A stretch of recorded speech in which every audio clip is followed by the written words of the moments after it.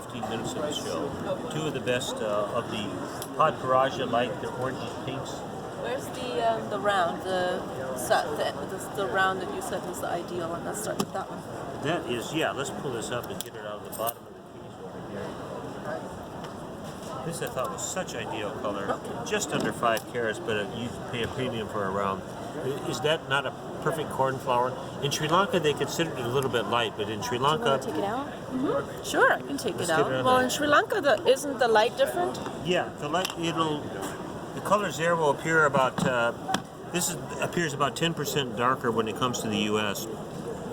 Yeah, normally now on a round MAGA. this larger, you have to pay for. You're gonna have inadequate cutting because anybody's gonna try to cheat to get a 5 carat one. This one happens to be cut quite properly. Everything's very, very nice about it. So, and then we were talking about where's that teal? Yeah, we have a nice. I had a number of. I sold. I had an 8 carat, 340. Everybody's asking about emerald cuts too. And I sold an 8 carat and a 340 emerald cut teal. I just got them sorted they were pending to cert by AGL. I got them back yesterday. They both sorted as natural unheated from Ethiopia. A lot of the Ethiopian stuff is too inky. Yeah, this was interesting. On my last trip there in Sri Lanka in November, I came up with a match pair of peaches, 5 carat plus, 562 and a 533. They're just 10.99 carats. Bought from 2 different people, 3 days apart. It wasn't until I got home that I realized I had a matched pair. A perfect peach is when you have a little bit of a pink fingers and you drop it on there and they look the same as your hand. Wannabe Pod Parajas, that's what a peach is. Aww. It sounds so sad. I love peach. So what we were talking peaches about... were popular this time. The other thing which has been surprisingly popular both here and at Las Vegas was the icy colors, like icy pinks, icy blues, icy lavenders, anything that's not quite an off-white, but just barely perceptible color. We sold 40, 50 pieces in Las Vegas, and here it looks like there was probably 30 or 40 sold just for the first day alone then. And of course the greens, the teals are still like, we had lots of matched pairs. We also had a lot of Montana sapphire. I bought an old collection. I had, I think, 7 pieces of 2 carat, or 1.5 to 2 carat, 2.5 carat rounds. Natural old 40-year-old stones. I recut and repolished everything. I think there maybe is 2 left right now. But I also cut a whole bunch of heated. We didn't cut, but I recut. There were some 3mm rounds, and we made like 60 matched pairs. I think we sold 40 by the first day. 30 or maybe half of them were gone. So that's still that light teal color.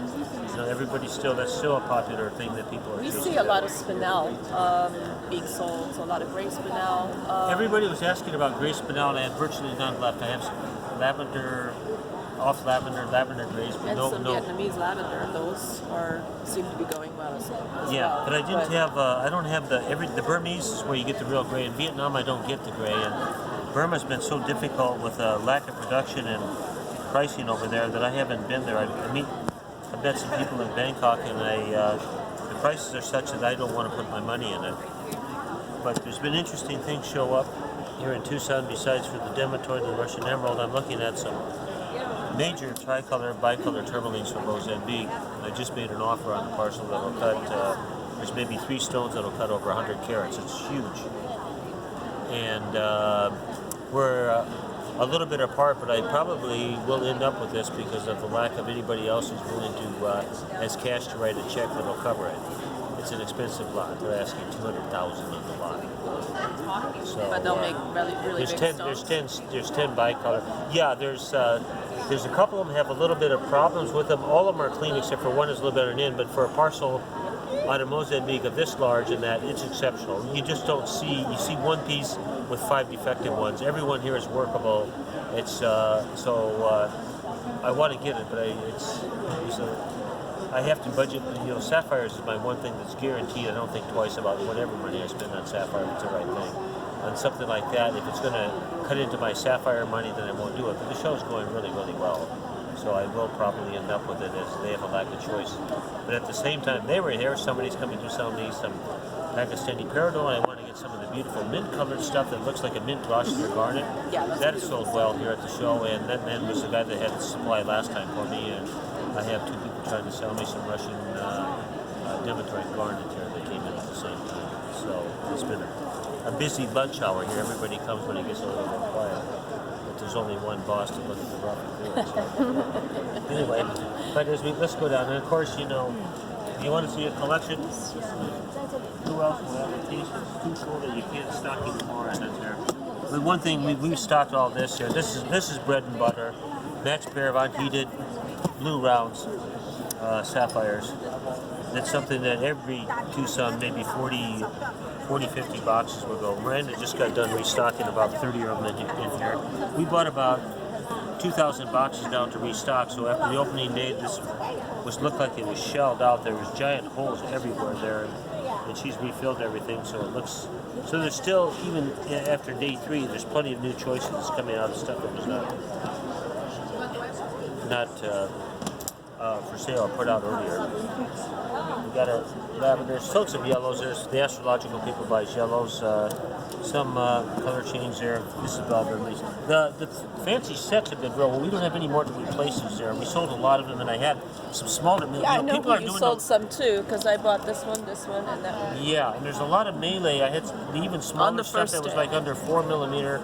That stuff got hit real hard, real early. Because it seems like that really nice, bright colored melee is selling real well. So I made one whole case of nothing but melee. But this is what we call our fancy color case, and at this point, that's been sold out enough that I don't have any more replacements for the holes on those. And here is some of these. These are like rosy peaches and that. This whole box here, the peaches, the peach oranges. These are some of the ices, the bigger ices. Stars, obviously, I can't have. There's no more fill left to fill in the holes there.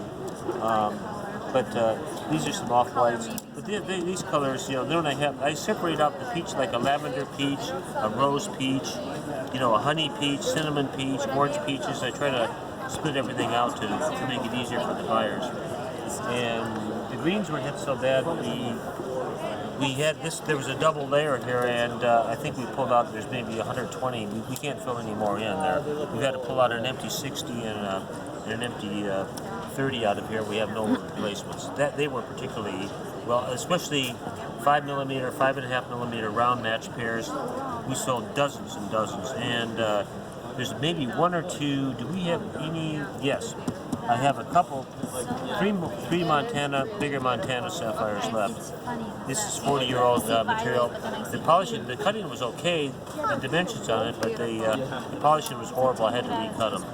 This box, we consolidated 2 of these down into one, the darker, the blue greens, and that. Still a real popular color. We still sell. This is the only box of heated sapphire we have. We had to add some other things, including amethyst or whatever like that. I'm just going for the natural unheated. So this is the pounded up, beat up melee case here, and after restocking, their famous Cobalt Spinel, half of my entire stock that was left was sold. I think 30 boxes. I'm down to this now with no hope of replacement. It was a great thing when it happened, but it's impossible now. It's just the production is too bad, too much demand in the world, and it's not gonna. I just can't begin to buy it anymore. What about the Spinel? Yeah, we had a good one this morning. Some of this is what they call the Jedi Spinel from the Monsoon mine, and I've had 2 or 3 people come up, and there was an article published in, I think, Intercolor magazine or the ICA journal about they nicknamed it the Jedi Spinel. Yes. That's the famous Monsoon mine there. We actually sold about 10 of them this morning. We got the last of the replacements in it there. I've also heard the blue cobalts be called Jedi. No, I haven't heard that. No, that's someone. I saw that in I think a GA really? article. Which ones are but- Jedi? Somebody. Those are the ones that say Monsoon, M-A-N-S-I-N on the back, Yeah. and we have them labeled. The ones that I know, there's more of these are probably Monsoon, but if I knew specifically when I bought it from my friend up in Mogok, Cole Powell is his name, he had collected them one by one from one of the owners of the Monsoon mine there, and I bought a big parcel of rough and cut it maybe 4 years ago or so. So, and my Vietnam Spinel here. That's been very popular as well. Yeah,